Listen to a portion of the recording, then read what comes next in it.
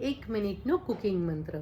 રોજબરોજ બનતી તુવેર દાળને આપણે કઈ રીતે પરફેક્ટ બનાવી શકીએ અને એને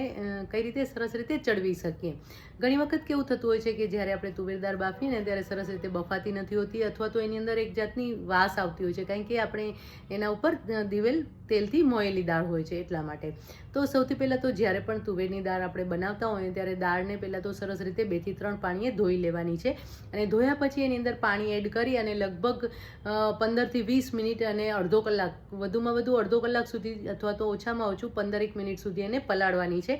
તો આ રીતે પલાળવાથી શું થશે કે દાળની ઉપર જે પણ કંઈ રહેલું હશે એ પાણીમાં પલળીને મિક્સ થઈ જશે, અને પછી એ જે પાણી છે એ પાણીને આપણે ફરીથી દાળને ધોઈ અને નિતારી લેવાનું છે, એટલે કે કાઢી લેવાનું છે, અને પછી જ્યારે નવું પાણી એડ કરી અને પછી દાળને ધોવા માટે મૂકવાની છે। આ રીતે તમે દાળને બાફશો ને તો એની અંદરથી કોઈ વાસ પણ નહીં આવે અને દાળ પણ એકદમ સરસ રીતે ચડી જશે, કારણ કે હંમેશા કોઈ પણ કઠોળ અથવા દાળ હોય ને એના ઉપર એક લેયર રહેલું હોય છે, અને એ જે લેયર હોય ને એને કાઢી નાખવું ખૂબ જ જરૂરી છે। એટલે કોઈ પણ કઠોળ હોય કે દાળ હોય એને તમારે